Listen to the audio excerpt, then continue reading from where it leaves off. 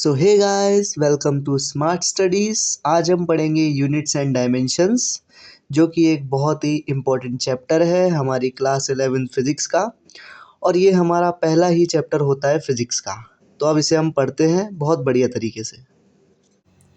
Hello everyone, आप सभी को मेरा वार्म वेलकम हमारे इस ब्यूटीफुल से चैनल में जिसका नाम है स्मार्ट स्टडी। और आज हम हमारा पहला चैप्टर पढ़ने जा रहे हैं जिसका नाम है यूनिट्स एंड डायमेंशंस। ठीक है, तो यार सबसे पहले तो मैं आपको ये बताना चाहूँगा कि हमारे इस चैनल की क्या खास बात है। मतलब यहाँ पर आप ऐसा क्या सीख सकते हो जो आप और कहीं नहीं सीख सकते हो। यहाँ पर आप सिंपली एक मतलब एक स्टूडेंट से सीख सकते हो। मतलब जनरली हम क्या करते हैं, टीचर से पढ़ते हैं, ठीक है, टीचर्स हमें समझाते हैं, वो अपने लेवल पे समझाते हैं। बट जब कोई हमारा दोस्त या फिर हमारा भाई हमें समझाता है तो हमें ज़्यादा समझ में आता है, रेदर देन कि हमें टीचर समझाए तब हमें समझ में आए। तो यार मेरी इस चैनल में ऐसी ही कोशिश रहेगी कि मैं अपनी तरफ से बेस्ट करूं। और जो सबसे इम्पोर्टेंट मोटिव मेरा इस चैनल का है वो ये है कि मैं अपने कंटेंट को शॉर्ट रखूं, कंसाइज रखूं और एकदम क्रिस्प रखूं। मतलब ज़्यादा इसमें मैं ऐसा नहीं कि लंबे लंबे लेक्चर लूँ, 2-2 3-3 घंटे के एक ही टॉपिक पे, नहीं। मैं यहाँ पर कोशिश करूँगा कि किसी भी लेक्चर को 1 आवर के अंदर अंदर, अगर कोई बड़ा चैप्टर है काफ़ी बड़ा तो, लेकिन अगर ऐसे छोटे छोटे चैप्टर हैं तो उनको मैं 40-45 मिनट, आधे घंटे, मतलब मेरा कोई भी लेक्चर 1 घंटे से ज़्यादा अगर नहीं जाए, कोशिश मेरी यही रहेगी 40-45 मिनट, आधा घंटा, इससे ज़्यादा ना लूँ आपका। क्योंकि यार फिर मेरे से पढ़ने का आपका फ़ायदा क्या, नहीं तो आप और चैनल से पढ़ लो जाके, है ना। तो यार आज हम हमारा पहला चैप्टर स्टार्ट करते हैं। और सबसे इम्पोर्टेंट बात ये कि ये मेरी फर्स्ट वीडियो है यार, ठीक है। और यूट्यूब पे मेरी ये फर्स्ट वीडियो है। इसके पहले ही मैंने काफ़ी बार ट्राई किया but due to some reason मैं उतना अच्छा नहीं कर पाया यूट्यूब पे। बट अभी मैं कोशिश कर रहा हूँ कि इसी चीज़ को आगे कंटिन्यू रखूँ और अपना बेस्ट दूँ। बाकी तो यार मैं बस इतना बोलूँगा कि अगर आपको मेरा कंटेंट अच्छा लगे, अगर आपको लगे कि हाँ इसने अच्छा पढ़ाया, मेरे को समझ में आया, मेरे को कहीं न कहीं वैल्यू ऐड अप हुआ, तो आप इसको सब्सक्राइब कर सकते हैं, लाइक कर सकते हैं, शेयर कर सकते हैं, वो आपकी मर्ज़ी, कमेंट कर सकते हैं। बट वो तभी जब आपको लगे कि आपको कंटेंट अच्छा लगा या आपकी नॉलेज में कुछ एडिशन हुआ, कुछ आपने नया सीखा। अदरवाइज़ चॉइस आपकी है, ठीक है? तो चलिए यार फिर स्टार्ट करते हैं हमारा यूनिट्स एंड डायमेंशंस बिना ज़्यादा टाइम को वेस्ट किए, ठीक है? क्योंकि हमारे पास टाइम ज़्यादा है नहीं। और इस चैप्टर में यार हमारे पास बहुत सारे टॉपिक्स रहते हैं, ठीक है? तो पहले मैं एक बार लिस्ट ऑफ टॉपिक्स आपको बता देता हूँ, ठीक है? फिर हम स्टार्ट करते हैं। उससे पहले एक इम्पॉर्टेंट बात, ये चैप्टर है क्लास 11 फिज़िक्स का फर्स्ट चैप्टर। हाँ, एक और चैप्टर है, वो इससे भी पहले, बट वो मतलब कहीं न कहीं उसमें हम फिज़िक्स के नेचर के बारे में पढ़ते हैं। मतलब नेचर ऑफ फिज़िक्स करके ऐसा एक चैप्टर है, फंडामेंटल्स ऑफ फिज़िक्स। मतलब मेरे को उतना नाम तो याद नहीं है, एनसीईआरटी में आप उसका नाम देख सकते हो। बट वो ना तो सिलेबस में रहता है, मतलब उसमें हम बस यही सीखते हैं जो हम 11th-12th में पढ़ने जा रहे होते हैं अगले 2 साल में, है ना? जैसे मैक्सवेल्स की इक्वेशन हो गई और बाइंडिंग एनर्जी वगैरह के बारे में, ये सब हम लोग 11th-12th में कंबाइंडली पढ़ते हैं, ठीक है? तो उस चैप्टर को ना पढ़ते हुए हमारा जो पहला 11th का चैप्टर, जहाँ से हमारे सवाल आते हैं, जहाँ से सारी चीज़ें स्टार्ट होती हैं, वो हमारा यूनिट एंड डायमेंशंस है, ठीक है? तो इसको अभी हम अच्छे से पढ़ेंगे, अच्छे से सीखेंगे एकदम डिटेल में, और पूरी तरीके से समझेंगे कि क्या है इस चैप्टर में, ठीक है? तो उसके पहले मैं यार एक बार आपको लिस्ट ऑफ टॉपिक्स बता देता हूँ, ठीक है? सबसे पहले तो हम इस चैप्टर का इंट्रोडक्शन, हाँ, उससे पहली बात कि कौन-कौन इस चैप्टर को पढ़ सकता है। इस चैप्टर को कोई भी 11th ग्रेडर पढ़ सकता है, ठीक है? या फिर कोई भी जेईई मेंस की तैयारी कर रहा है वो पढ़ सकता है, क्योंकि उस लेवल का कंटेंट मैं यहाँ पे दूँगा। मतलब जेईई मेंस लेवल तक का तो दूँगा, और जेईई एडवांस में तो यार जितना पढ़ो उतना कम है। जेईई मेंस, नीट लेवल का कंटेंट आपको यहाँ पे मिल जाएगा, बिल्कुल, ठीक है? क्योंकि मैं खुद जेईई मेंस क्रैक कर चुका हूँ इसी वजह से। मेरे पास नोट्स भी है तो मैं उसी से पढ़ाऊँगा, ठीक है? तो वो सब छोड़ते हैं, ठीक है? हम स्टार्ट करते हैं सबसे पहले कि इस चैप्टर में कौन-कौन से लिस्ट ऑफ टॉपिक्स हैं, ठीक है? क्योंकि हमारा टाइम काफ़ी जा चुका है, इसलिए जल्दी-जल्दी स्टार्ट करते हैं। सबसे पहले हम इस चैप्टर का इंट्रोडक्शन सीखेंगे। यार राइटिंग मेरी थोड़ी अच्छी-सी नहीं है, ठीक है? बट आप थोड़ा-सा एडजस्ट कर लेना, क्योंकि अभी मैं नया-नया ही पढ़ाना सीख रहा हूँ, ठीक है? धीरे-धीरे मुझे आदत पड़ जाएगी। सबसे पहले हम इंट्रोडक्शन सीखेंगे, ठीक है? कि क्या होते हैं यूनिट्स, क्या होते हैं डायमेंशन, ठीक है? उसके बारे में पढ़ेंगे। फिर हम सीखेंगे कि यार फंडामेंटल क्वांटिटीज़ क्या होती हैं। नहीं, उससे पहले हम सीखेंगे कि फिज़िकल क्वांटिटीज़ क्या-क्या होती हैं, ठीक है? मतलब फिज़िकल क्वांटिटी का क्या मतलब होता है, ठीक है?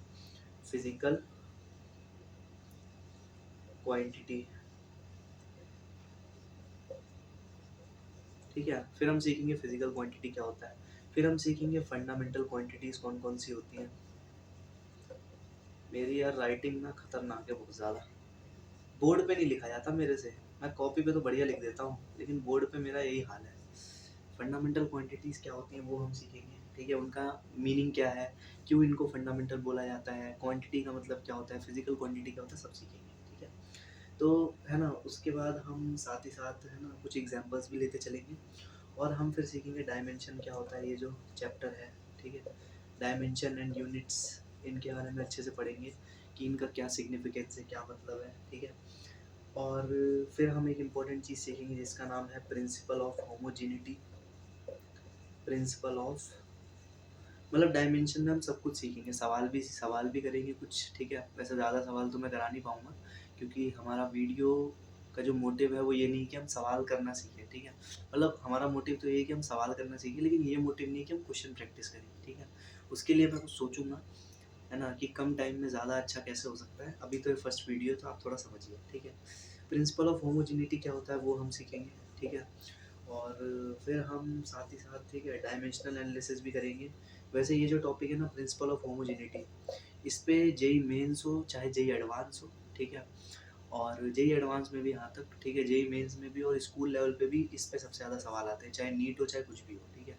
तो इस पूरे चैप्टर का जो कोर टॉपिक है ना वो ये है, प्रिंसिपल ऑफ होमोजेनिटी, क्योंकि इस पे बहुत सवाल आते हैं चाहे कोई सा भी एग्जाम आपका क्यों ना हो, ठीक है।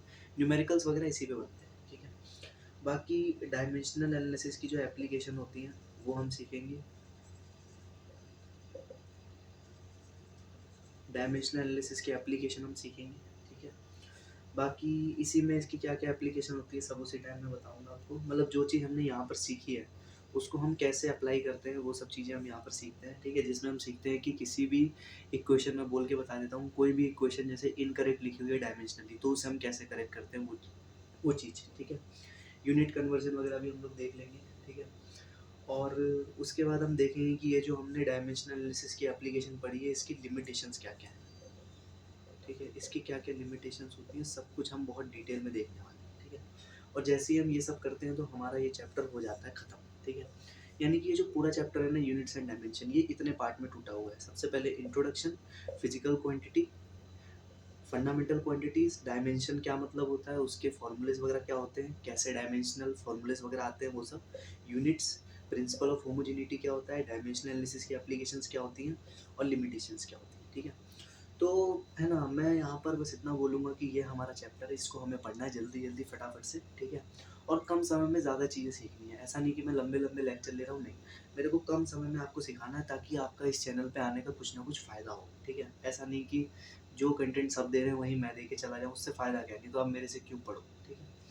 तो यही हमारा चैप्टर है। बाकी मैं आपको एक थोड़ा सा, ये तो हमारा चैप्टर हो गया, इसका आप स्क्रीनशॉट ले सकते हैं, नहीं तो अगर नोट्स बना रहे हो तो भी लिख सकते हो। वैसे मैं तो रिकमेंड यही करूँगा कि आप नोट्स मत बनाओ, जितना आपको समझ में आए उतना हल्का फुल्का लिख लो, क्योंकि अगर मैं नोट्स बनवाने जाऊँगा तो उसमें टाइम अलग लग जाएगा, ठीक है।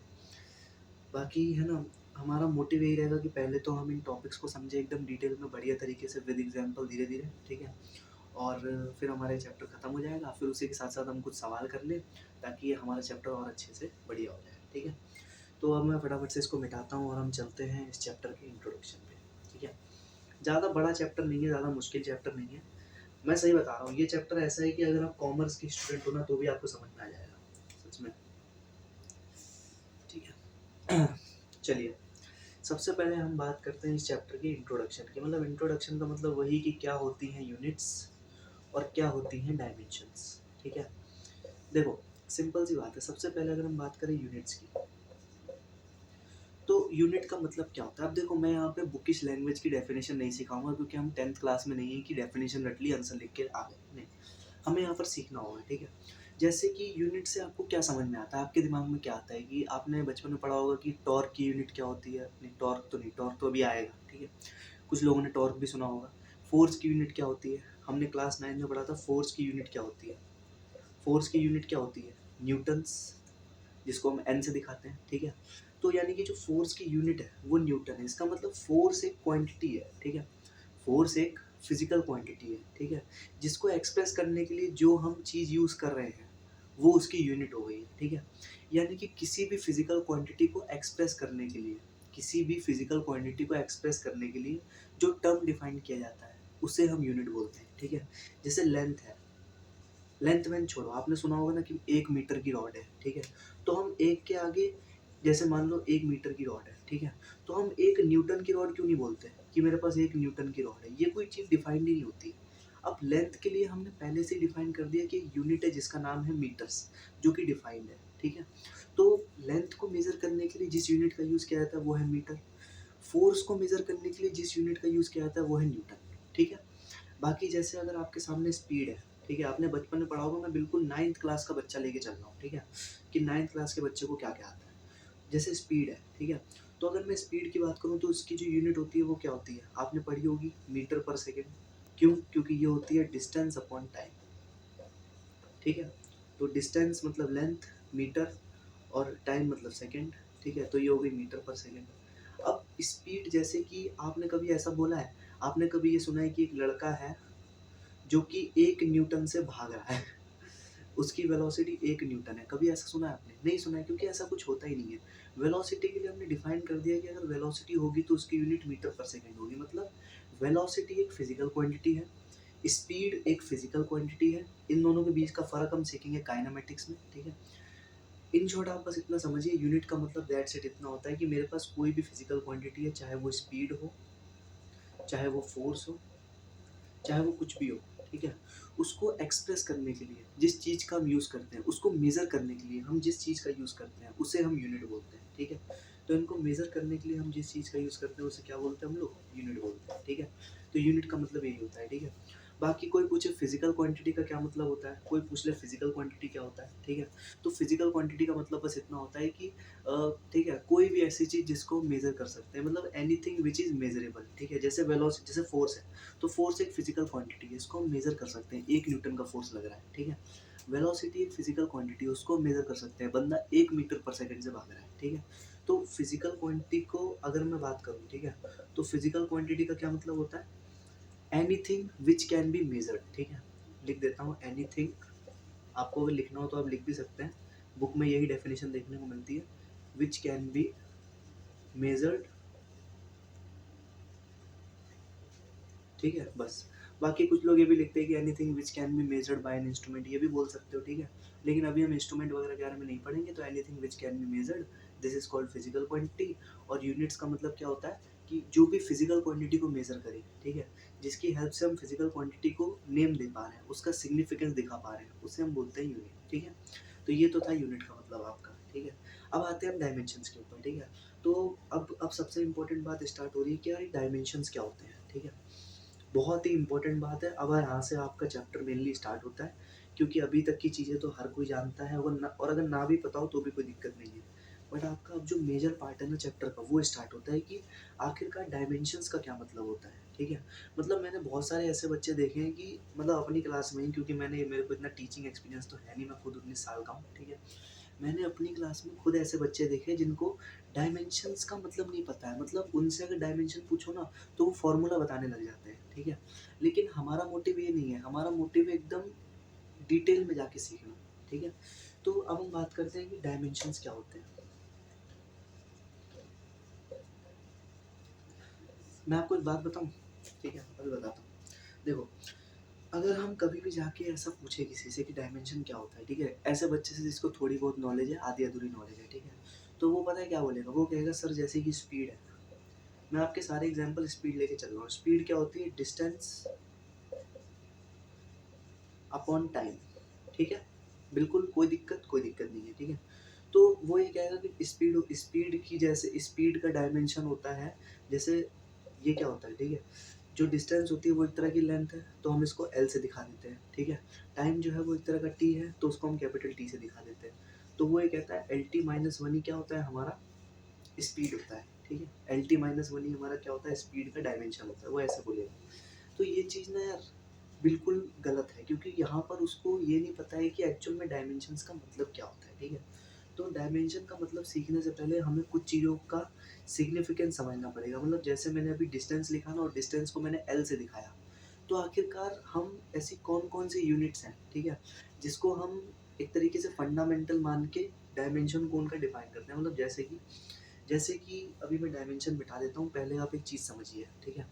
कि सबसे पहले अगर मैं बात करूँ हमारे नेचर में, ठीक है? हमारे पूरी दुनिया में there are total 7 fundamental physical quantities, ठीक है? मतलब there are total 7 fundamental physical quantities. अभी हमने फिज़िकल क्वांटिटी का मतलब समझा, क्या था मतलब? अभी जितना मैंने आपको पढ़ाया सब भूल जाओ, बस इतना ध्यान रखो फिजिकल क्वांटिटी का मतलब क्या था, anything which can be measured. Unit का मतलब क्या था कि फिजिकल क्वांटिटी को एक्सप्रेस करने के लिए जो चीज़ हमें चाहिए, जैसे स्पीड में मीटर पर सेकंड हो गया, ठीक है, फोर्स में न्यूटन हो गया, इतना बस इतना ध्यान रखो। उसके बाद जो मैं पढ़ा रहा हूँ इस पर फोकस करो। There are total 7 fundamental physical quantity, ठीक है?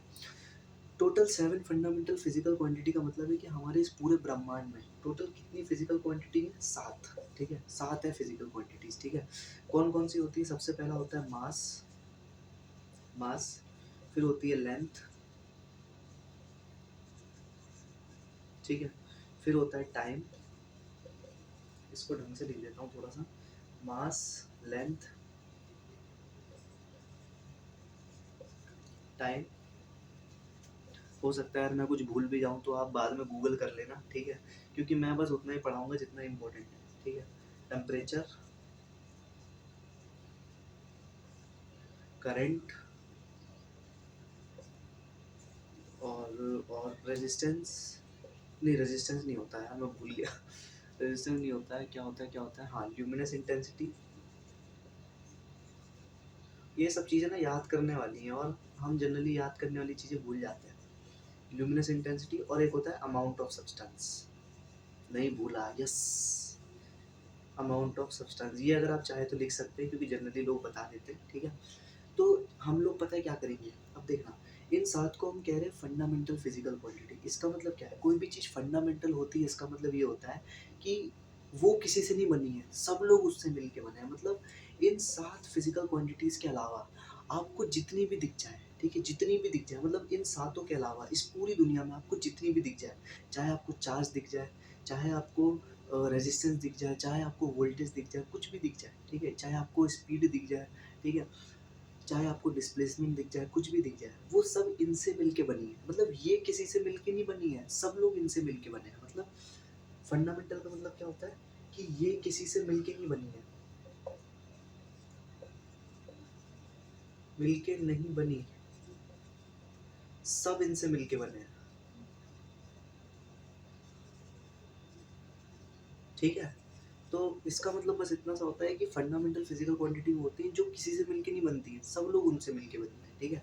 तो हम लोग डायमेंशनली क्या करते हैं अब इस चैप्टर में, ठीक है, हम लोग मास को कैपिटल एम से दिखाएंगे, लेंथ को कैपिटल एल से दिखाएंगे, टाइम को कैपिटल टी से दिखाएंगे, टेम्परेचर को हम लोग के से दिखाएंगे, एम्पियर करंट को हम लोग ए से दिखाएंगे, ल्यूमिनस इंटेंसिटी को हम सी डी से दिखाएंगे, स्मॉल सी डी, ठीक है, और अमाउंट ऑफ सब्सटेंस को हम लोग मोल से दिखाएंगे, ठीक है?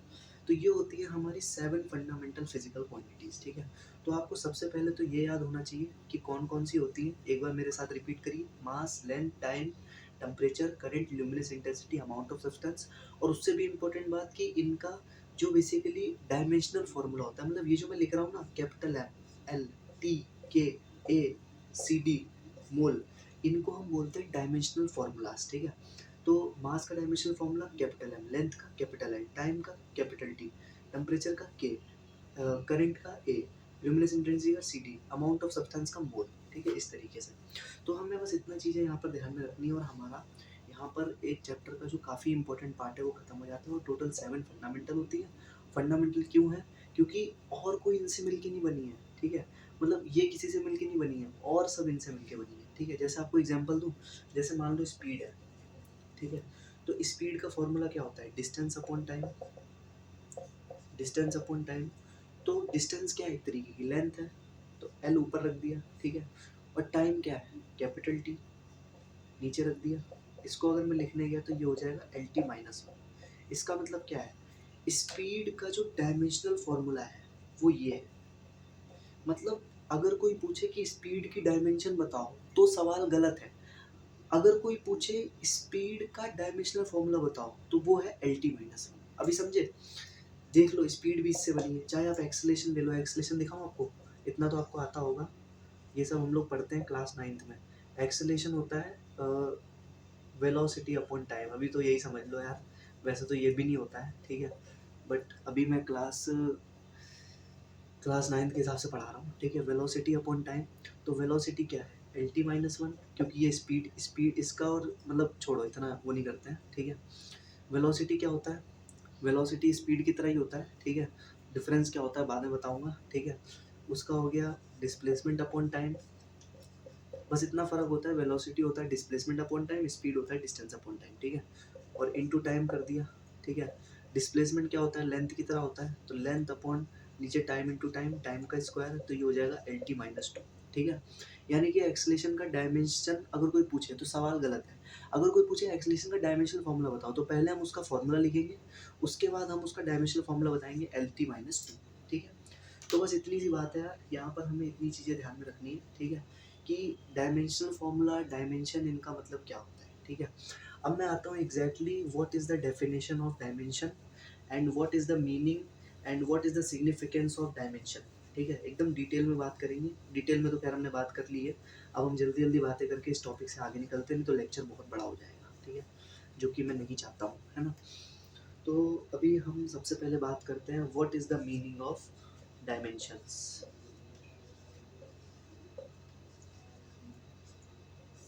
ठीक है, अब मैं आराम से एकदम बात करूँगा प्यार से, ठीक है, डेफिनेशंस के साथ। मैंने ना अभी एक बार चेक कर लिया कहीं वीडियो ऑफ तो नहीं है कहीं वीडियो ऑफ और सारी मेहनत खराब हो जाए, ठीक है। तो अभी हम बात करते हैं डायमेंशंस की, ठीक है। तो अभी तक हमने जितना सीखा आई थिंक आपको समझ में आया होगा। सबसे पहले हमने यूनिट्स के बारे में पढ़ा, फिर हमने फिजिकल क्वांटिटी के बारे में पढ़ा, चैप्टर का इंट्रोडक्शन देखा, ठीक है। फिर हमने फंडामेंटल फिजिकल क्वांटिटीज़ के बारे में पढ़ा, उससे हमने ये सीखा कि कौन कौन सी फंडामेंटल क्वांटिटीज़ होती है, और साथ ही साथ हमने ये भी सीखा कि, है ना, कि what is the dimensional formula of that 7 fundamental physical quantity. फिर हमने फ़र्क देखा कि एक्चुअल फार्मूले में और डायमेंशनल फार्मूले में क्या फ़र्क होता है, ठीक है। अभी हम यहाँ पे बात करने वाले हैं एक्चुअल में कि डायमेंशंस का क्या मतलब होता है, ठीक है। तो मैं आपको सिंपल एक एग्जांपल लेके दिखाता हूँ, ठीक है। जैसे मान लो मैं बहुत सिंपल सा एग्जांपल लेता हूँ, जो कि मैं इतनी देर से ले रहा हूँ, सबको पता है, स्पीड का, ठीक है। जैसे कि मान लो मेरे पास स्पीड है, ठीक है। कभी भी तुम्हारे सामने कोई भी और मेरे से पूछ रहे हैं कि बताओ इसका डायमेंशनल फार्मूला क्या होगा, ठीक है। तो स्पीड क्या होता है भैया? Distance upon time. अब मैं शॉर्ट में लिख दे रहा हूँ, डिस्टेंस अपॉन टाइम, ठीक है। डिस्टेंस क्या होता है भैया? डिस्टेंस की जो, है ना, सबसे पहले डिस्टेंस की क्या क्या क्या क्या डायमेंशनल फॉर्मूला क्या पढ़ी थी हमने? लेंथ ही तो होती है, तो एल। टाइम का क्या होता है? Capital T. तो ये हो जाएगा हमारा एल टी माइनस वन, ठीक है। अब यहाँ पे समझना, मैं इसका ना पूरा पोस्टमार्टम करने वाला हूँ, ठीक है। देखो, कभी कोई तुमसे पूछे कि स्पीड की डायमेंशन बताओ, क्या पूछा मैंने? स्पीड की डायमेंशन बताओ। स्पीड की डायमेंशन इज इनवैलिड, मतलब इसका कोई आंसर नहीं है, ठीक है। इसका अगर तुम ये आंसर दोगे तो बिल्कुल गलत है, हालांकि इसका भी अलग से आंसर होता है, लेकिन हमें फिर वो दूसरी फिजिकल क्वांटिटी के टर्म में निकालना पड़ेगा, ठीक है। अभी के लिए जितना मैं बता रहा हूँ उतना समझने, तो कंफ्यूज हो जाओगे। स्पीड की अगर कोई डायमेंशन पूछे, गलत है। कोई स्पीड का डायमेंशनल फॉर्मूला पूछे, अजी ये होगा, ठीक है, ये होगा, इसको ऐसे ब्रैकेट में बंद करके, ये होता है डायमेंशनल फॉर्मूला,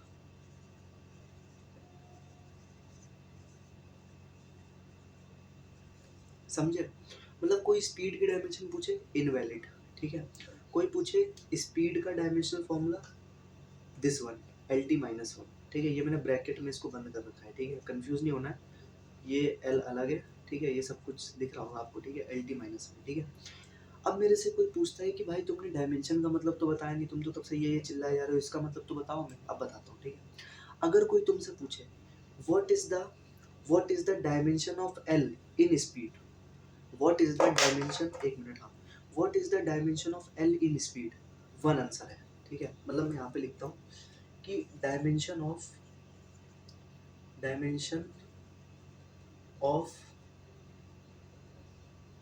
अरे यार गलती बहुत हो रही है यार मेरे से, dimension of L in speed कितना होगा? वन होगा, क्योंकि पावर में वन है। Dimension of T in speed कितना होगा, पावर में -1 है, -1 है। अभी आपको हल्का फुल्का समझ में आ रहा होगा। और कोई तुमसे पूछे, ठीक है, कि डायमेंशनल फॉर्मूला ऑफ स्पीड क्या होगा, वो होगा LT-1।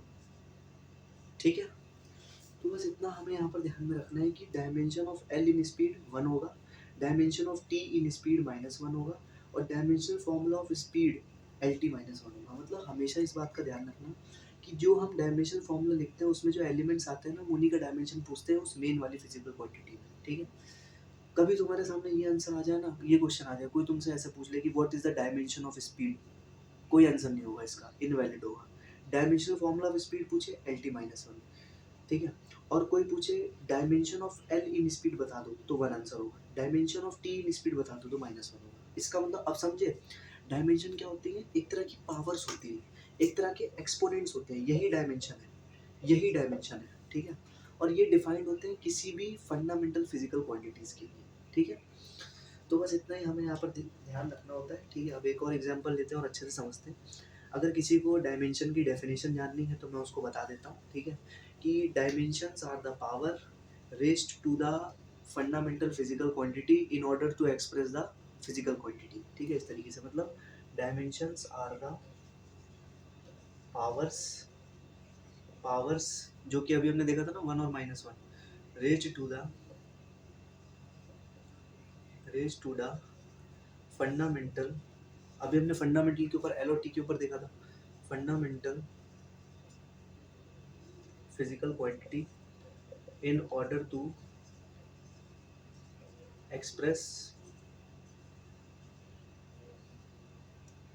In order to express physical quantity, any physical quantity लिख देते हैं, जैसे हमने स्पीड को एक्सप्रेस किया, एक्सलेशन को एक्सप्रेस कर सकते हैं, सब कुछ कर सकते हैं। ठीक है भाई, तो ये हो जाता है इसकी डेफिनेशन, जिसको लिखनी है वो लिख सकता है। ठीक है, अब मैं इसका एक और एग्जांपल बताता हूँ बढ़िया सा, ठीक है, जिससे आपको और ज़्यादा क्लैरिटी आएगी, फिर हम चलेंगे अभी एक और एग्जांपल। चलो 2 एग्जांपल और बताता हूँ, पहला हमने स्पीड का देख लिया, अब मैं जल्दी जल्दी बताऊँगा थोड़ा, अब आप मुझे आंसर करना। ठीक है, जैसे मान लो मेरे सामने एक्सेलरेशन है और मैंने एक्सेलेरेशन का आपको फॉर्मूला दे दिया। ठीक है, फॉर्मूला किसी को नहीं आता है मान लो, तो मैंने ऐसे दे दिया कि ये होता है वेलोसिटी अपॉन टाइम। ठीक है, या फिर मान लो किसी को ये भी नहीं पता वेलोसिटी क्या होता है, तो मैंने उसको ऐसे दे दिया displacement upon time into time. ठीक है, तो मैंने पूछा इसका डायमेंशनल फॉर्मूला क्या होगा, तो सिंपल सी बात है, डिस्प्लेसमेंट का L, ठीक है, टाइम का 1t, ये हो जाएगा LT-2। ठीक है, समझे। अब मैं थोड़ा जल्दी जल्दी चलता हूँ। कोई पूछे एक्सेलेरेशन का डायमेंशन, नहीं पता।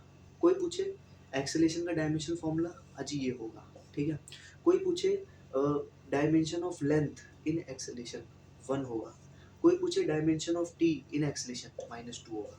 अभी समझे, इतना आसान है। ठीक है, अब चलते हैं अगले पे। कोई पूछे फोर्स, ठीक है, फोर्स ये बहुत पूछा जाता है, इसका आपको याद भी होना चाहिए। ठीक है, फोर्स, इसका मान लो किसी को नहीं पता तो मैंने बोल दिया मास इनटू एक्सेलेरेशन। ठीक है, एक्सेलेरेशन का हमने यहाँ पे निकाला था LT-2, मास का होता है कैपिटल M, इसका हो जाएगा MLT-2। ठीक है, ब्रैकेट क्लोज। ठीक है, कोई पूछे फोर्स का डायमेंशन फॉर्मूला MLT-2, कोई पूछे मास का डायमेंशन फोर्स में 1, कोई पूछे लेंथ का डायमेंशन इन फोर्स 1, कोई पूछे टाइम का डायमेंशन इन फोर्स -2। ठीक है, बस इतना होता है। यानी कि dimensions are the powers raised to the fundamental physical quantities in order to express the derived physical quantity, या फिर एनी फिजिकल क्वांटिटी भी बोल सकते हैं। ठीक है, बस इतनी सी बात है, और मुझे आप लोगों से बहुत प्यार है। ठीक है, अब चलते हैं आगे, है ना। तो यही चीज़ है, बस एक एग्जांपल और देख लेते हैं, क्योंकि ये सब चीज़ें आपको याद में रखनी है। ठीक है, एक होती है एनर्जी।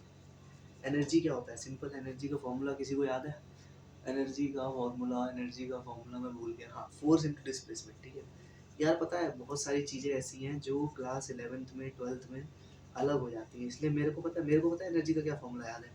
मेरे को एनर्जी का फॉर्मूला वर्क से याद है। ठीक है, वर्क से याद है, क्योंकि दोनों का सेम डायमेंशन होता है। वर्क होता है integration of F into D T, है ना, कुछ इस तरीके से, नहीं, एफ इंटू डी एस। ठीक है, मैंने इससे याद कर रखा है, बाकी बाद में देखेंगे। अभी के लिए मान लो कि मैंने आपको ये दे दिया। ठीक है, फोर्स इंटू डिस्प्लेसमेंट दे दिया। ठीक है, तो ये क्या हो जाएगा, ठीक है, फोर्स इंटू डिस्प्लेसमेंट दे दिया, तो फोर्स का हमने देखा था MLT-2, डिस्प्लेसमेंट का L, तो ये हो जाएगा ML² T-2। ठीक है, यानी कि dimensional formula of energy mLT-2, ठीक है। Dimension of m in energy 1, dimension of length in energy 2, dimension of t in energy -2, ठीक है। अब तो मुझे ऐसा लगता है आप लोग नींद में भी आंसर कर दोगे, ठीक है। इससे ज़्यादा आसान कोई टॉपिक हो नहीं सकता है, ठीक है। अब मैं आपको यहाँ पर सजेस्ट करूँगा कि आप कुछ डायमेंशन फॉर्मूलेज को याद रखना, ठीक है। क्योंकि जनरली ऐसा होता है कि सवाल जल्दी करने के लिए हमें कुछ चीज़ें याद करनी पड़ती हैं, ठीक है। तो वैसे तो करने को डिराइव भी कर सकते हो, बट मैं आपको बता देता हूँ। स्पीड का अभी अभी हमने निकाला LT-1, ठीक है। यही वेलोसिटी का भी होता है, क्योंकि जनरली ऐसा होता है ना, बहुत सारे फॉर्मूले में इनका यूज़ हो जाता है, तो आप जल्दी निकाल सकते हो। वैसे निकालने को तो वैसे भी निकाल सकते हो, ठीक है। स्पीड या वेलोसिटी हो गया, ठीक है। और हाँ, फोर्स का पता होना चाहिए यार। फोर्स का होता है mLT-2, ठीक है। mLT-2, ठीक है। और एनर्जी का पता होना चाहिए, एनर्जी का, वर्क का, टॉर्क का, काइनेटिक एनर्जी का, सबका सबका मतलब जितनी भी तरह की एनर्जी होती है ना, सबका सबका मतलब सबका mL²T-2 होता है, ठीक है भाई। बस इतना ध्यान रखना है आपको, इतने पे आपके सारे सवाल हो जाते हैं, ठीक है। अच्छा, अच्छा एक सवाल पूछूं, बताओगे एरिया का क्या होगा? एरिया का डायमेंशन फॉर्मूला क्या होगा, बताओगे? एरिया क्या होता है? Length into length. किसी का लेंथ इंटू ब्रेथ होता है, किसी का ए स्क्वायर होता है, क्यूब का ए स्क्वायर होता है, ठीक है। ए स्क्वायर होता है कि 4a² होता है, जो भी होता होगा, ठीक है। आई थिंक यार 4a² होता है, जहाँ तक है ना, देख लेंगे बाद में, अभी छोड़ते हैं ना। तो ये लेंथ इंटू लेंथ होगा तो L² हो जाएगा। वॉल्यूम का क्या होगा? L³ होगा, ठीक है। क्योंकि लेंथ इंटू लेंथ हो जाता है वॉल्यूम, ठीक है। बस इतना ध्यान में रखना है, और ऐसा कुछ इसमें मुश्किल नहीं है, बिल्कुल आसान है। आप चलते हैं हम अगले टॉपिक पे, अगली इम्पोर्टेंट बातों पे, ठीक है। या थोड़े बहुत एग्जांपल और दे दूं आपको, ठीक है। चलो एक एग्जांपल और देता हूँ। एक सवाल बहुत आता है जनरली, जो कि हमसे पूछा जाता है, ठीक है, प्लैंक्स कांस्टेंट का, ठीक है। मतलब है ना, कोई पूछे डायमेंशन ऑफ प्लैंक्स कांस्टेंट बता दो क्या होगी,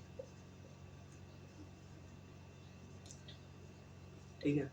तो हमें ध्यान रखना है, एनर्जी बराबर H/न्यू होता है। अब कुछ लोग यहाँ पे सर पकड़ लेंगे कि सर ये क्या होता है, ठीक है।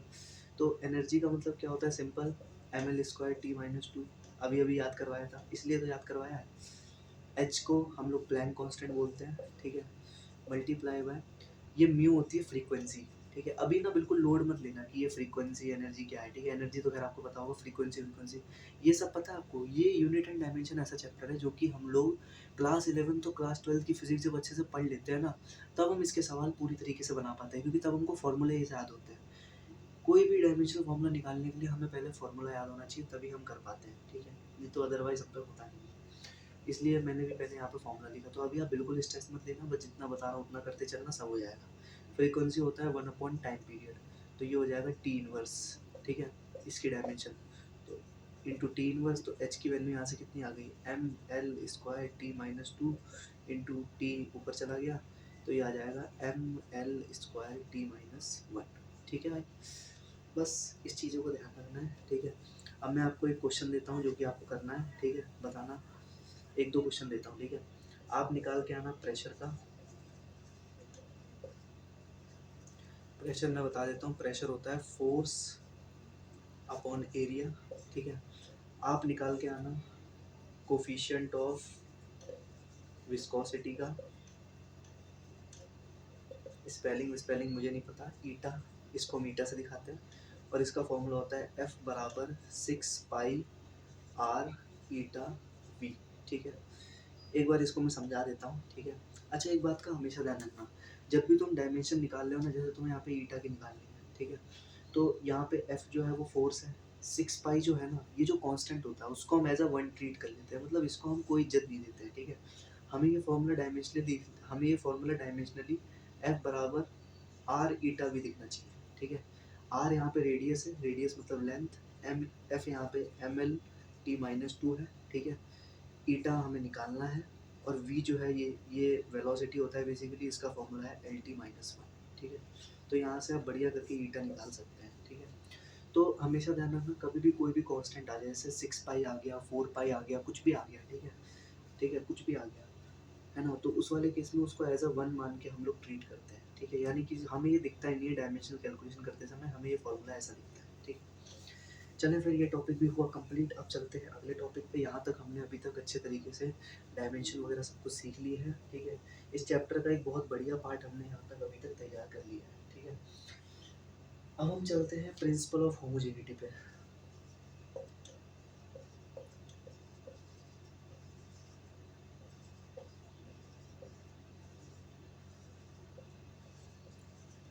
ये इस चैप्टर का ना बहुत ही इम्पोर्टेंट पार्ट है और बहुत ही इजी पार्ट है, ठीक है। तो हम इसको फटाफट से डिस्कस करते हैं, क्या होता है इसका मतलब, बढ़िया तरीके से। चलिए तो गाइज हम करते हैं कंटिन्यू फटाफट से, ठीक है। बस यार, ये चैप्टर मतलब अभी ज़्यादा बचा नहीं है। इस चैप्टर का आपने सबसे इम्पोर्टेंट पार्ट सीख लिया है। अब उसी के बेसिस पे सारी चीज़ें हैं, जल्दी जल्दी बताता हूँ ताकि आपका ज़्यादा टाइम ना लगे, ठीक है। चलो, तो अब बात करते हैं प्रिंसिपल ऑफ होमोजेनिटी की। अरे भैया ये क्या है, मतलब नाम देखो कितना खतरनाक है, प्रिंसिपल ऑफ होमोजेनिटी। ऐसा लगता है कि मतलब हम अभी के अभी स्पेस इंजीनियरिंग करने वाले हैं। मतलब अभी के अभी ना हम यहाँ पे रॉकेट बनाना सीखने वाले हैं कि ये रॉकेट कैसा बनता है, ये रॉकेट कैसा बनता है, ये हम अभी सीखने वाले हैं। हाँ भाई, कितना खतरनाक नाम है, ठीक है। ऐसा कुछ नहीं है, जितना खतरनाक इसका नाम है उससे भी ज़्यादा आसान ये टॉपिक है, ठीक है। अभी बताता हूँ कैसे। प्रिंसिपल ऑफ होमोजेनिटी क्या बोलता है? प्रिंसिपल ऑफ होमोजेनिटी बस इतना बोलता है, मैं बताऊँ सिंपल, एक बात बोलूँ अभी देखना, आप खुद बोलना, मैं नहीं बोल रहा, आप खुद बोलोगे और अभी आप खुद बताओगे कि इसका मतलब क्या होता है, ठीक है। जैसे कि मैंने आपसे कभी बोला कि 1 मीटर की रॉड है मेरे पास, ठीक है, और मेरे पास 1 मीटर की और रॉड है, ठीक है। मैंने उन दोनों को जोड़ दिया तो कितने मीटर की रॉड बनी? मतलब 1 मीटर की रॉड थी, दूसरे मीटर की रॉड थी, मतलब 1 मीटर की और रॉड थी, दोनों को जोड़ दिया, कितने मीटर की रॉड बन गई? आंसर इज 2 मीटर, ठीक है। तो यहाँ पर 2 मीटर की रॉड बन गई है, ठीक है। मेरे पास, है ना, ध्यान देना, ठीक है। मेरे पास 1 किलो एप्पल थे और मेरे मतलब एक बैग में मेरे पास 1 किलो एप्पल थे, ठीक है। एक और बैग था मेरे पास, उसमें भी 1 किलो एप्पल थे। मैंने दोनों को आपस में मिला दिया, मतलब एक बड़ा बैग ले आया, उसमें मैंने दोनों एप्पल्स को डाल दिया, ठीक है। अब ये मत कहना कि पन्नी फट जाएगी, वो वाला केस हम यहाँ पे नहीं ले रहे हैं, ठीक है। तो मेरे पास कितने किलो एप्पल बच गए? हो गए, मतलब 2 किलो एप्पल हो गए, ठीक है। इसका मतलब 1 किलो में 1 किलो जोड़ा, 2 किलो एप्पल, 1 मीटर में 1 मीटर रॉड जोड़ी, 2 मीटर रॉड, ठीक है।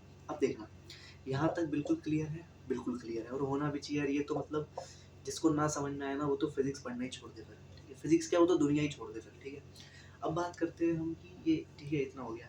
उसके बाद मान लिया हमारे सामने कभी 1 मीटर की, है ना, मान लिया हमारे सामने कभी, चलो 1 मीटर रह देते हैं, मान लिया हमारे सामने कभी 1 किलो का, ठीक है, क्या है, 1 किलो का मान लो, मतलब 1 किलो मान लो हमारे पास मैंगो है, ठीक है। 1 किलो मैंगो है, और मान लो मैंने इसमें 1 न्यूटन फोर्स जोड़ दिया, तो आंसर क्या आएगा? ये बता के दिखाओ तो मैं मान जाऊंगा। मतलब 1 किलो मैंगो रखे हुए थे, उसमें मैंने 1 न्यूटन का फोर्स ऐड कर दिया, तो मुझे क्या मिलेगा? आप लोग ना इस टाइम बहुत ही ज़्यादा सोच में पड़े होगे कि क्या मिलेगा। कुछ नहीं मिलेगा, क्योंकि ये चीज़ पॉसिबल ही नहीं है, ये चीज़ पॉसिबल ही नहीं है। और इसी को हम लोग कहते हैं प्रिंसिपल ऑफ होमोजेनिटी। समझे कुछ? कुछ समझ में आया? मतलब इतने जो 3 एग्जाम्पल हमने पढ़े ना, इसी को हम कहते हैं प्रिंसिपल ऑफ होमोजेनिटी। मतलब क्या है इसका मतलब? ये है कि हम उन्हीं फिजिकल क्वांटिटीज को आपस में ऐड कर सकते हैं जिनकी यूनिट सेम होती है। समझे? हम उन्हीं फिजिकल क्वांटिटीज को ऐड कर सकते हैं जिनकी यूनिट सेम होती है। समझे? फिर से बोल दिया मैंने।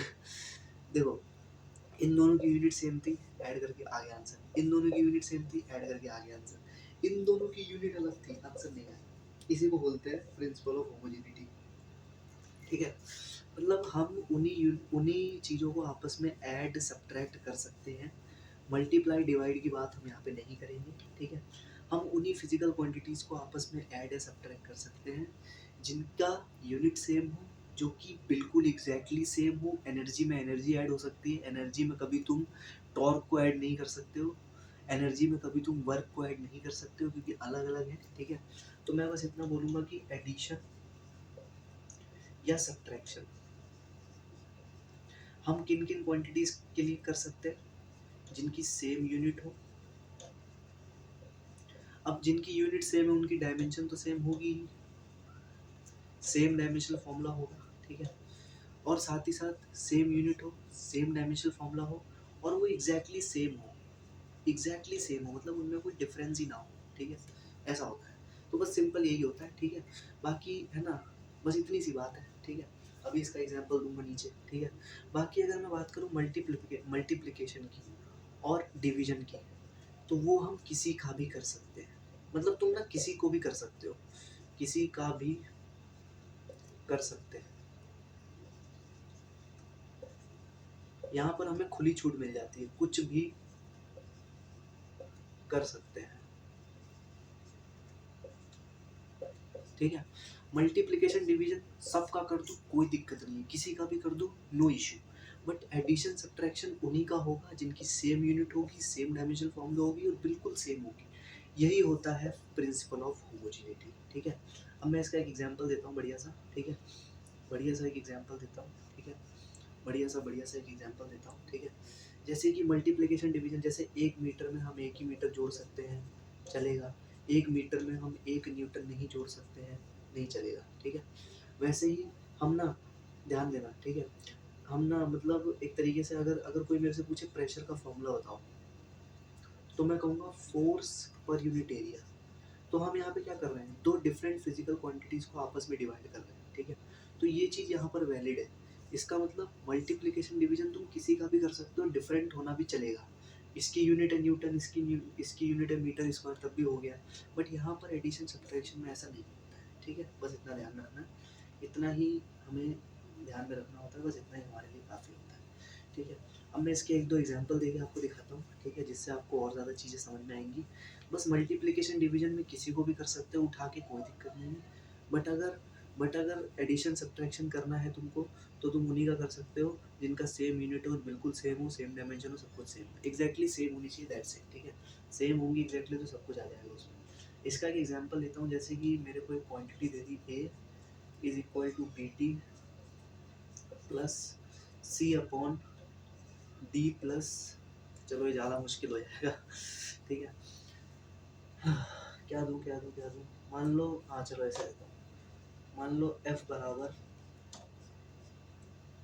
a into T plus B है, ठीक है। f बराबर ए टी प्लस बी एक फंक्शन दे रखा है, ठीक है। अब हमसे पूछा है कि बता दो भैया, ठीक है, समझा दो कि a की डायमेंशन क्या होगी, b की डायमेंशन क्या होगी, अगर ये टाइम है और ये फोर्स है, ठीक है। तो हमें कुछ नहीं करना, हमें बस प्रिंसिपल ऑफ होमोजेनिटी लगाना है, या सिंपल यार दिमाग लगाना है, ठीक है। दिमाग भी नहीं लगाना है, कोई भी कर लेगा ये तो। हमें एक बात पता है कि यहाँ पर इन दोनों को हमने ऐड कर रखा है, ठीक है। इसका मतलब इन दोनों की डायमेंशन सेम होगी। इसका मतलब dimensional formula of B will be equal to dimensional formula of A into T, ठीक है। यानी कि डायमेंशनल फार्मूला ऑफ बी, मतलब ये ब्रैकेट से हम लोग डायमेंशनल फार्मूला लिखते हैं, dimensional formula of A multiply by T, ठीक है। टी टी को हमने इससे लिख दिया, ठीक है। अब यहाँ पर एक इक्वेशन ये बन गई, ठीक है। दूसरी इक्वेशन, इन दोनों की डायमेंशन भी सेम होगी, क्योंकि एक तरीके से आपस में सब्ट्रैक्ट हो रहे हैं ना ये। एफ माइनस ए टी बराबर बी करोगे ना, तो ये वही तो केस बन गया एडिशन सब्ट्रैक्शन वाला जो मैंने अभी पढ़ाया था। तो एफ की डायमेंशन जो है वो बराबर होगी ए इंटू टी के, ये भी बात है, ठीक है। इसका मतलब A multiply by capital T बराबर M L T minus two. तो ए का डायमेंशनल फॉर्मूला यहाँ से आ जाएगा M L T minus three, ठीक है। और जो dimensional formula A into T का था वही बी का था, ठीक है। और वही क्या, ए इंटू टी का डायमेंशनल फॉर्मूला बी के बराबर था, तो मैंने इसको बी के बराबर कर दिया। तो जो एफ का डायमेंशन था वही हमारा बी का डायमेंशन भी हो जाएगा, M L T minus two, simple, ठीक है सर। ऐसे सवाल आते हैं इसके ऊपर, ठीक है। तो आई थिंक मेरे ख्याल से समझ में आया होगा, एक बार और समझा देता हूँ अगर थोड़ा सा दिक्कत हुई हो तो। सिंपल सी बात है, एफ बराबर ए टी प्लस बी में इतना करना है, ए इंटू टी का डायमेंशन इसके बराबर, बिल्कुल ठीक है। ए इंटू टी का डायमेंशन इसके बराबर कर दिया, मेरे को पहले यही करना चाहिए था, ठीक है। तो ए इंटू कैपिटल टी बराबर M L T minus two, इसलिए इसका फॉर्मूला मैंने याद करवाया था अभी। तो ए की वैल्यू आ जाएगी M L T minus three, और ए इंटू टी का डायमेंशन बी के बराबर होगा क्योंकि एडिशन हो रहा है, तो बी की वैल्यू आ जाएगी M L T minus two, ठीक है। दैट्स इट, बात खत्म, पैसा आ जाए, ठीक है। एक एग्जांपल और देता हूँ फिर आगे चलते हैं, ठीक है, क्योंकि हमारे पास टाइम इतना है नहीं यार। अब मैं सोच रहा हूँ कि सब कुछ ही कवर कर दूँ, ठीक है। मान लो एनर्जी, ये ई फॉर एनर्जी है, ठीक है। जो मैंने अभी दिया था वही वाला एग्जांपल ले रहा हूँ, ए upon T plus C upon B plus T, इसको एक बार ट्राई करके दिखाओ। ई फॉर एनर्जी है, टी फॉर टाइम है, ए बी और सी की डायमेंशन मुझे बताओ। ठीक है, तो ट्राई कर लो फटाफट से। कर लिया ट्राई? अब मैं बताता हूँ। ठीक है, देखो प्रिंसिपल ऑफ होमोजेनिटी लगाओ। ई का डायमेंशन ए बाई टी के बराबर होगा। ठीक है, तो dimensional formula of E will be equal to A by T. ठीक है, तो M L square T minus two is equal to A upon T. T को उधर ले जाओ तो यहाँ से तुम्हें ए मिल जाएगा। ठीक है, उसके बाद बी प्लस टी, यहाँ से क्या समझ रहे हो भाई? वही दोनों फिजिकल क्वांटिटीज आपस में एडअप हो सकती हैं जिनका डायमेंशन फॉर्मूला सेम हो, यानी कि बी का डायमेंशन भी टी के बराबर ही होगा। ठीक है, समझ में आया? बिल्कुल। उसके बाद एक चीज़ और, ठीक है, सी का कैसे निकालोगे? एक बार निकाल ही देता हूँ। ए का हो जाएगा M L square T minus one, B का हो जाएगा कैपिटल टी। ठीक है, और कोई पूछे तुमसे कि सी का बता दो, तो सी अपॉन ये दोनों टी में टी, टाइम में टाइम ऐड होगा तो टाइम मिलेगा। ठीक है, will be equal to energy. ठीक है, एनर्जी होता है M L T minus two, M L square T minus two, तो सी की वैल्यू आ जाएगी M L square T minus one. That's it, बात खत्म, पैसा हजम, आंसर आ गया। ठीक है, तो मेरे ख्याल से यार इतनी ही चीज़ें यहाँ पर हमको ध्यान में रखनी है, और ऐसे ही सवाल ज़्यादातर पूछे जाते हैं, बल्कि इससे भी आसान पूछे जाते हैं। ठीक है, तो हमें बस इतना यहाँ पर ध्यान में रखना होता है और हमारा यहाँ पर जो काम है वो पूरी तरीके से हो जाता है। ठीक है, बहुत ही आसान टॉपिक है, बहुत ही ज़्यादा ईजी टॉपिक ये रहता है हमारे लिए इसे सीखना। ठीक है, अब और कुछ इंपॉर्टेंट बातें मैं यहाँ पर कर लेता हूँ। ठीक है, जैसे कभी भी तुम्हारे सामने कोई कांस्टेंट आ जाए, जैसे मैंने अभी बताया था ना, एफ बराबर six pi R eta V. ठीक है, कोई कांस्टेंट आ जाए तो जनरली क्या होता है, जनरली मतलब कुछ केसेस में ऐसा होता है कि जो हमारे कांस्टेंट्स होते हैं उनका डायमेंशन फॉर्मूला आ जाता है, बट जनरली जो होते हैं कांस्टेंट्स वो डायमेंशन लेस होते हैं। ठीक है, जैसे एफ बराबर six pi R eta V में कभी कोई पूछे सिक्स पाई का डायमेंशन बताओ तो ये हमेशा वन होगा। ठीक है, इसको हम हमेशा निगलेक्ट करेंगे। हमें तो ये देखना चाहिए, अगर हम डायमेंशंस की बात करें आर ईटा वी, हमारे लिए सिक्स पाई एग्जिस्ट ही नहीं करता। टी बराबर two pi under root L by G वाला फॉर्मूला जो होता है, ठीक है, इसमें हमें हमेशा यही चीज़ देखनी है। हमें कभी डायमेंशनली ये चीज़ दिखनी नहीं चाहिए, हमें हमेशा ये दिखना चाहिए टी बराबर अंडर रूट एल बाई जी। ठीक है, बस इतना ध्यान रखना है। इतना सा ये टॉपिक है, इतना सा ही आसान सा टॉपिक है। ठीक है, बस ये चीज़ हमें यहाँ पर ध्यान में रखनी होती है। ठीक है, बाकी ऐसे भी कांस्टेंट्स होते हैं जिनका डायमेंशनल फॉर्मूला एग्जिस्ट करता है। ठीक है, वो इसकी एक लिमिटेशन भी होती है, वो मैं बाद में बताऊँगा। ठीक है, ठीक है, बाकी कभी कभी भी तुम्हारे सामने, ठीक है, कोई साइन के अंदर फंक्शन हो, कॉस के अंदर फंक्शन हो, ठीक है, टेन के अंदर फंक्शन हो, कोई भी ट्रिग्नोमेट्रिक फंक्शन के अंदर अगर कुछ भी तुम्हें दे दिया हो, ठीक है, तो वो हमेशा क्या होगा? डायमेंशनलेस होगा। ठीक है, लॉग के अंदर कुछ भी हो, डायमेंशनलेस का मतलब उसकी वैल्यू हमें वन लिखनी है। ठीक है, इसका एक एग्जांपल देता हूँ, तुम्हारा पूरा क्लियर, ई की पावर में कुछ भी हो। ठीक है, तो इन सब का जो मतलब है ना, यही होता है कि ये सब डायमेंशनलेस होता है। ठीक है, इसका एक एग्जांपल देता हूँ, फटाफट से समझ में आएगा। ठीक है, जैसे तुम्हें दे दिया एफ बराबर ए साइन बी टी प्लस सी। ठीक है, ये दे दिया, तो इस वाले केस में अगर कोई पूछे एफ की जगह फोर्स है, टी की जगह टाइम है, तो ए बी और सी का डायमेंशन बताओ, तो हमेशा ध्यान रखना साइन के अंदर कुछ भी, टेन के अंदर कुछ भी, कॉस के अंदर कुछ भी, कॉट के अंदर कुछ भी, कॉसेक के अंदर कुछ भी, ई की पावर में कुछ भी, सब कुछ डायमेंशनलेस होगा। तो बी इंटू टी हमेशा वन होगा। तो बी की वैल्यू क्या आ जाएगी? यहाँ से टी इनवर्स आ जाएगी। ठीक है, सिंपल, क्योंकि जो चीज़ डायमेंशनलेस होती है ना उसकी वैल्यू हम वन लेके चलते हैं, हमेशा ध्यान रखना। ठीक है, बाकी ये चीज़ तो हमें डायरेक्टली दी थी कि सी की डायमेंशन एफ के बराबर होगी, क्योंकि दोनों एक तरीके से सब्ट्रैक्ट हो रहे हैं, M L T minus two. और कोई पूछे ए की डायमेंशन बता दो, तो ए मल्टीप्लाई बाय ये पूरा फंक्शन क्या होगा? हमेशा डायमेंशन लेस होगा, क्योंकि ये कोई क्वांटिटी होगी, sine 60 sine 30, value half, value 1/2, कुछ इस तरीके से। ठीक है, तो A into one is equal to F, तो ए की जो डायमेंशन फॉर्मूला होगी वो एक तरीके से M L T minus two ही हो जाएगी। ठीक है, इस बात का ध्यान रखना है यार, मैं हमारा बहुत जल्दी जल्दी पढ़ा रहा हूँ मैं, आई होप आपको समझ में आ रहा होगा। ठीक है, नहीं तो वीडियो ज़्यादा लंबी हो जाएगी, तो बस इस चीज़ का हमें यहाँ पर ध्यान में रखना होता है। ठीक है, okay okay okay okay okay okay, ठीक है ना। इसका एक एग्जांपल और दे देता हूँ। जैसे p is equal to alpha into E की power minus beta into T. ठीक है, कोई पूछे कि बता दो अगर p की जगह मैं थोड़ी देर के लिए कह दूँ प्रेशर है और t की जगह कह दूँ टाइम है, तो कोई अल्फा बीटा की डायमेंशन पूछ ले क्या होगी, डायमेंशन फॉर्मूला क्या होगा। ठीक है, हम जनरली डायमेंशन बोल देते हैं बट एक्चुअल में आपको पता होना चाहिए कि इसका मतलब डायमेंशन फॉर्मूला होता है। ठीक है, तो बस कुछ नहीं करना, ई की पावर में कुछ भी डायमेंशन लेस, तो बीटा इंटू टी बराबर 1, तो बीटा की वैल्यू आ जाएगी टी इनवर्स। ठीक है, इसको और अच्छे से लिखना हो तो कैसे लिख सकते हैं, M zero L zero T की पावर -1।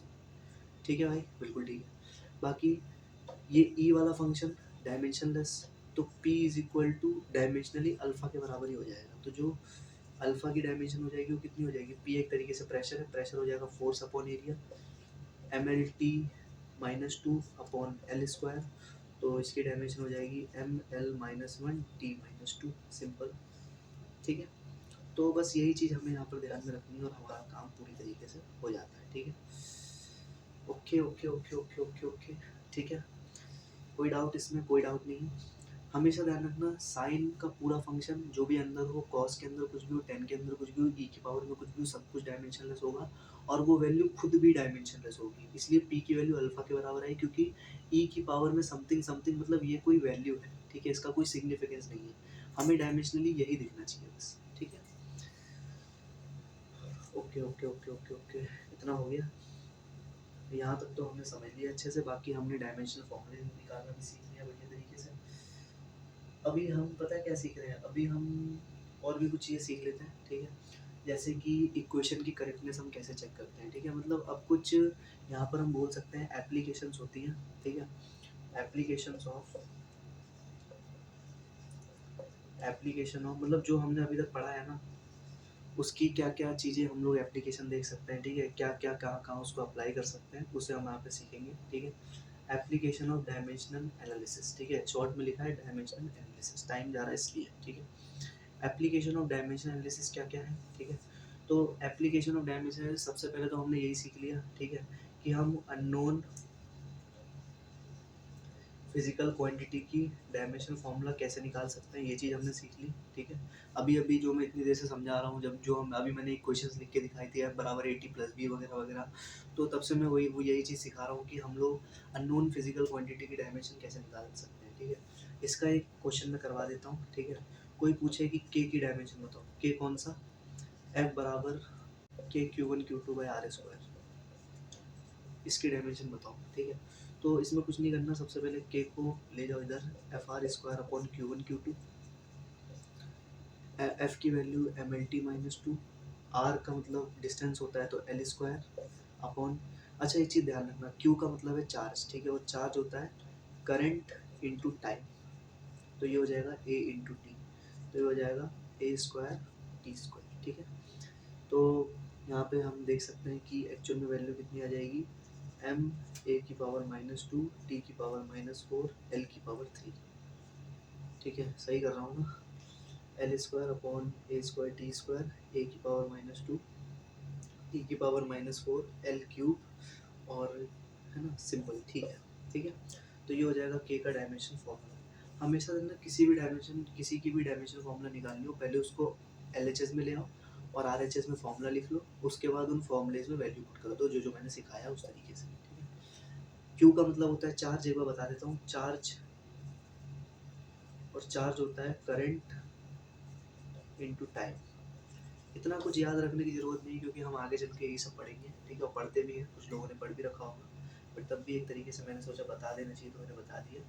वैसे ऐसे सवाल हम बहुत कर चुके हैं, अभी स्पीड निकाली हमने, एक्सेलरेशन निकाली, फोर्स निकाली, एनर्जी निकाली, कोफिशिएंट ऑफ विस्कोसिटी निकाली, इतना सब कुछ कर लिया, तो ये सब करने की उतनी ज़रूरत नहीं है। ठीक है, साथ ही साथ है ना हम लोग यहाँ पर एक तरीके से है ना यूनिट कन्वर्जन भी देख लेते हैं।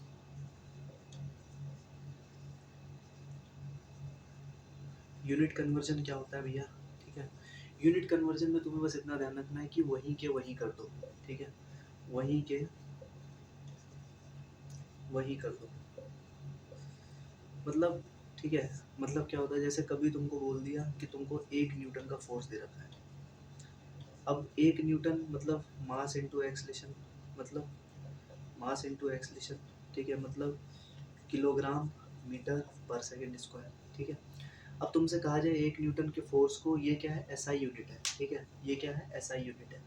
अगर तुम्हें इसकी सीजीएस यूनिट में कन्वर्ट करना है तो कैसे करोगे, ठीक है, बस वहीं के वहीं कर दो। मतलब इसको मैं 1 न्यूटन को ऐसे लिख लूँगा, 1 किलोग्राम मीटर पर सेकेंड स्क्वायर, ठीक है।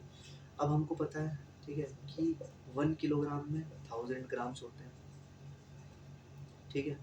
1 मीटर में 100 सेंटीमीटर होते हैं, और सेकेंड की यूनिट सेकेंड ही रहती है, ठीक है। तो हम ऐसा बोल सकते हैं 10⁵ ग्राम सेंटीमीटर पर सेकेंड स्क्वायर, ठीक है ना। और इसी 10⁵ ग्राम पर सेंटीमीटर स्क्वायर को हम डाइन भी बोल देते हैं, डाइन, 10⁵। तो आपने कहीं ना कहीं सुना भी होगा कि 1 न्यूटन बराबर 10⁵ डाइन क्या होता है, ठीक है। इसका मतलब यही होता है कि ये एसआई यूनिट है, ये सीजीएस यूनिट है, ठीक है। बस तुम्हें इतना ध्यान रखना है कि वहीं के वहीं कर देना है, ठीक है, वहीं के वहीं कर देना है, ठीक है। जैसे 1 न्यूटन था, 1 किलोग्राम पर मीटर पर सेकंड स्क्वायर लिख दिया। 1 kilogram is equal to 1000 gram, 1 metre is equal to 100 centimetre, नीचे सेकंड स्क्वायर, 10⁵ ग्राम सेंटीमीटर पर सेकंड स्क्वायर, यही हो जाएगा 10⁵ टाइम के बराबर, ठीक है। बस इतना ध्यान रखना है, सब कुछ हो जाएगा। इसका एक एग्जांपल मैं और करवा देता हूँ फटाफट से, ठीक है, थोड़ा सा और अच्छे से, ताकि आपको और क्लियर हो जाए, ठीक है। जैसे कोई कह दे 5 जूल एनर्जी को कन्वर्ट करो सीजीएस सिस्टम में, तो कैसे करोगे, सीजीएस सिस्टम में कन्वर्ट करना भैया, कैसे करोगे, ठीक है, वहीं के वहीं कर दो। पहली बात तो तुम्हें इसको लिखना आना चाहिए, ठीक है। 5 कैसे लिखोगे, ये होती है एक तरीके की फोर्स इनटू डिस्प्लेसमेंट, है ना। तो किलोग्राम मीटर स्क्वायर पर सेकेंड स्क्वायर, ठीक है। इसको सीजीएस में लिखो, वहीं के वहीं कर दो, 5 × 1000 ग्राम, ठीक है। ऐसे समझो ना, फोर्स इनटू डिस्प्लेसमेंट एक तरीके से मैंने किया, ठीक है, क्योंकि एनर्जी और वर्क ऑलमोस्ट मतलब एक ही कैटेगरी में देखा जाता है यूनिट वाइज, ठीक है। तो फोर्स की क्या थी, किलोग्राम मीटर पर सेकेंड, और डिस्प्लेसमेंट की क्या थी, एम, तो किलोग्राम मीटर स्क्वायर पर सेकेंड स्क्वायर, ठीक है। 5 × 1000 multiply by 1 metre is equal to 100 centimetre, 100 centimetre, इस पूरे का कर दिया स्क्वायर, और नीचे में सेकेंड की रहने दी है स्क्वायर में, ठीक है। तो ये कितना हो गया, 5 × 1000 ग्राम इंटू 10⁴ सेंटीमीटर स्क्वायर पर सेकेंड स्क्वायर, ठीक है। तो ये हो जाएगा 5 × 10⁻7 ग्राम सेंटीमीटर स्क्वायर पर सेकेंड स्क्वायर। मतलब सिंपल है ये, मैंने थोड़ा सा कैलकुलेटिव ले लिया, ठीक है। बट तब भी तुम्हें यही चीज़ ध्यान में रखनी है कि हमें वहीं के वहीं कर देना है, हमें ज़्यादा सोचना नहीं है, बस हमें वहीं के वहीं सवाल को हल कर देना है, वहीं के वहीं यूनिट्स को डाल देना है, ठीक है। और हमने फाइनली इतना सब कुछ करने के बाद ये कंक्लूजन निकाला कि इसको तुम आप याद भी कर सकते हो, ठीक है, कि 1 किलोग्राम मीटर पर सेकेंड स्क्वायर बराबर होता है 5 × 10⁻7 gram centimetre square upon second square के। और इसी gram centimetre square second square को हम लोग अर्ग भी बोल देते हैं, तो ये हो जाता है 5 × 10⁻7 अर्ग्स। जैसे वहाँ पे डाइन था, यहाँ पे अर्ग्स होता है, ठीक है, इतने पार्ट को, ओके। जैसे इतने पार्ट को यहाँ पे जूल लिखते हैं, इतने इतने पार्ट को यहाँ पे अर्ग्स लिख देते हैं, ओके, डन, बिल्कुल डन, ठीक है। अगर ये पार्ट थोड़ा बहुत ऊपर नीचे आपको हुआ हो तो आप इसको दोबारा देख सकते हैं, ठीक है, क्योंकि मैं अभी रिपीट नहीं करने वाला, क्योंकि टाइम जा रहा है, टाइम जाता जा रहा है, भागता जा रहा है, जल्दी जल्दी समझा रहा हूँ, ठीक है। अब चलते हैं अगले टॉपिक पे, ठीक है, जिसका नाम है, मैंने ऑलमोस्ट सब कुछ बता दिया है। अब एक बार देख लेते हैं करेक्टनेस ऑफ इक्वेशन को हम कैसे चेक करते हैं, checking the correctness of equation, ठीक है।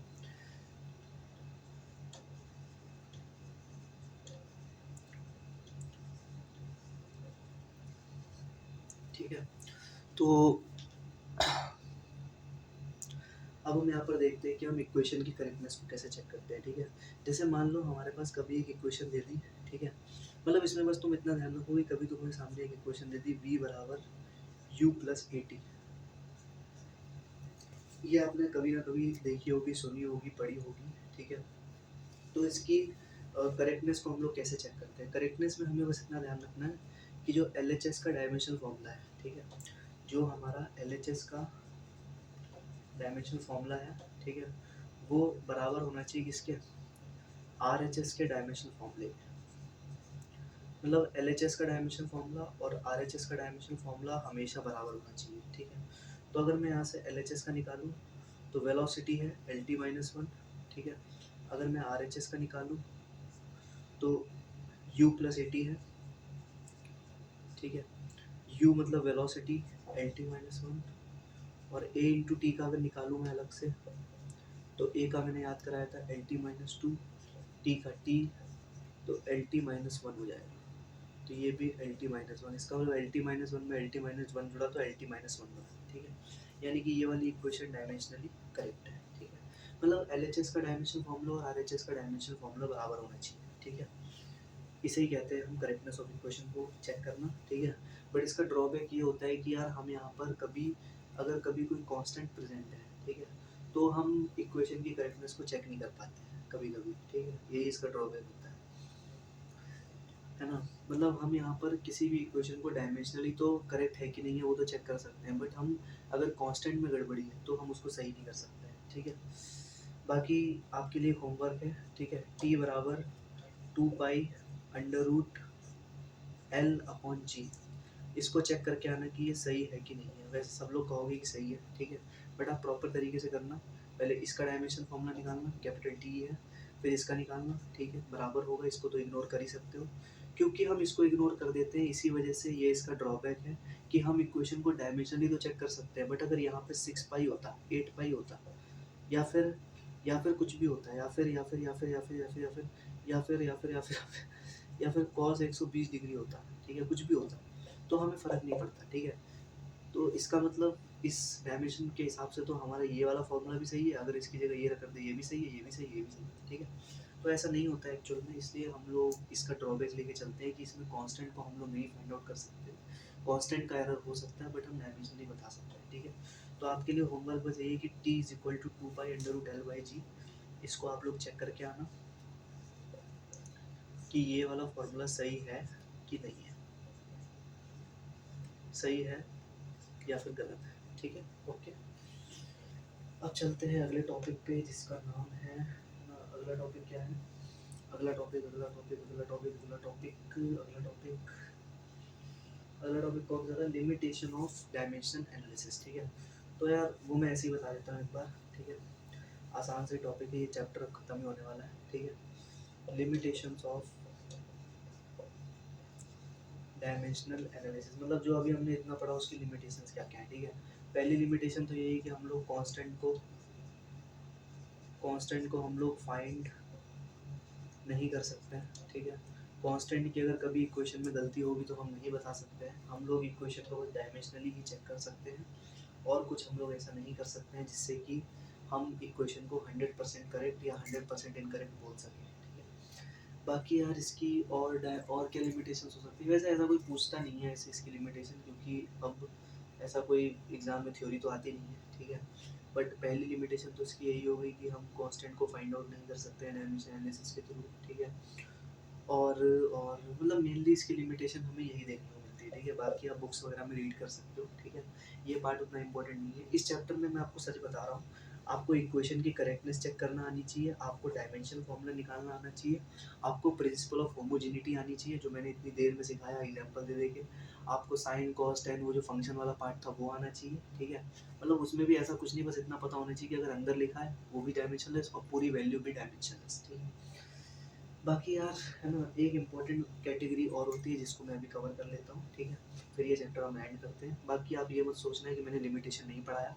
लिमिटेशन मतलब ऐसा कुछ ऐसा सच है नहीं, ठीक है। मतलब मेनली यही लिमिटेशन है कि हम कांस्टेंट को फाइंड आउट नहीं कर सकते अगर कांस्टेंट की दिक्कत हो तो, ठीक है। और बहुत सारी इक्वेशन ऐसी भी होती है जो डायमेंशनली सही नहीं है, ठीक है, बट उसके बावजूद भी वो सही कहलाती हैं, ठीक है। होती है कुछ ऐसी, तो उनके बारे में हम फिर कभी देखेंगे, ठीक है। चलो अभी हम एक इम्पोर्टेंट वैरायटी देख लेते हैं क्वेश्चंस की, ठीक है। कभी कभी सवाल ऐसा पूछा जाता है कि express express express express express express mass in terms of force length and force length and velocity.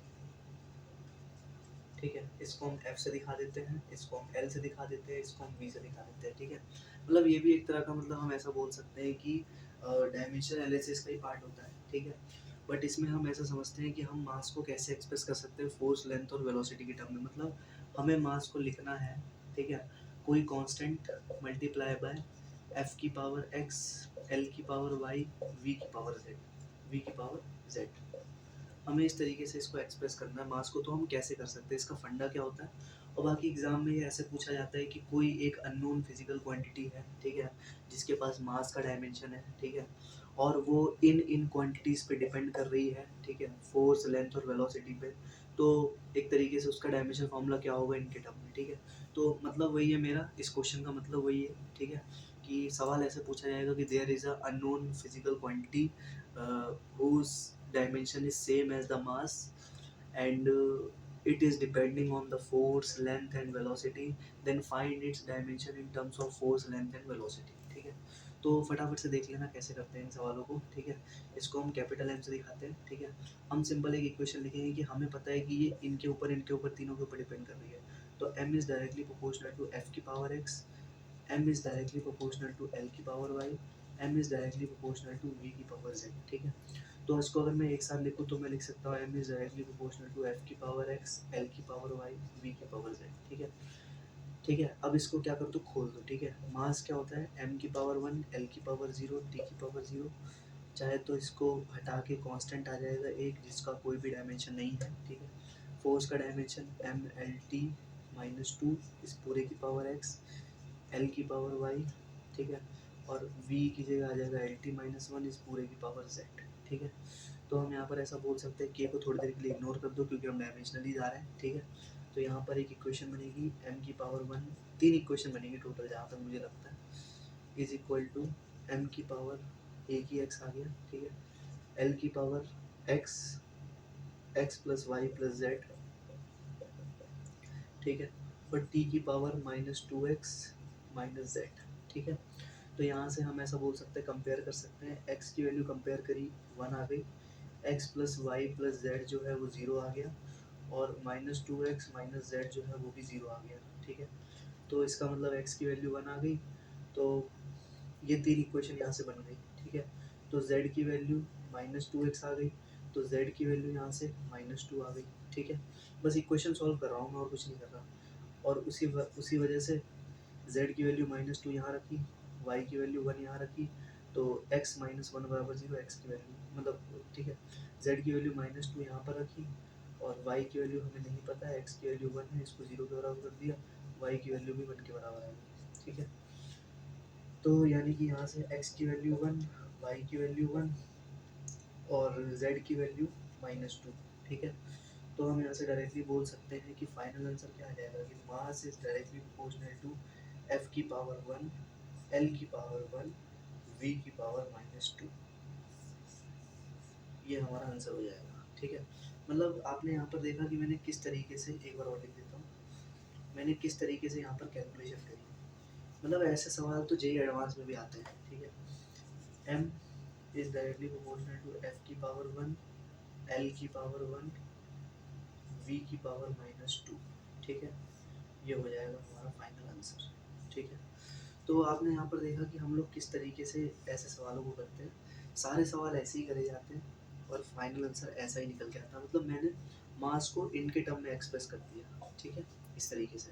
बाकी कभी तुमसे ऐसे बोल देगा कि express force in terms of mass length and velocity, तो भी तुम्हें यही करना है। Express energy in terms of force length and velocity, तो भी तुम्हें यही प्रोसेस लगाना है। मतलब तुम्हें एटलीस्ट यहाँ तक पहुँचना है जहाँ पर तुम इक्वेशन बना सको, उसके बाद तो बस मैथमेटिक्स के थ्रू तुम्हें इक्वेशंस को सॉल्व करना है। ठीक है, तो फाइनली यार हमने इस चैप्टर को दी एंड किया। ठीक है, ऐसे सवाल भी आप एक बार प्रैक्टिस कर लेना अपनी बुक से, जो भी आपकी बुक है। ठीक है, नहीं तो मैं आपसे बस इतना कहूँगा कि अगर आप इतना भी करके चले गए ना, वो भी एग्ज़ाम के एक दिन पहले, तो भी आपको पूरा चैप्टर एकदम आपकी आंखों में बस जाएगा और आपको एकदम बढ़िया समझ में आ जाएगा। और फिर आपको कॉन्फिडेंस भी आ जाएगा और आप एग्ज़ाम में पूरी तरह से फोड़ दोगे। ठीक है, so wish you all the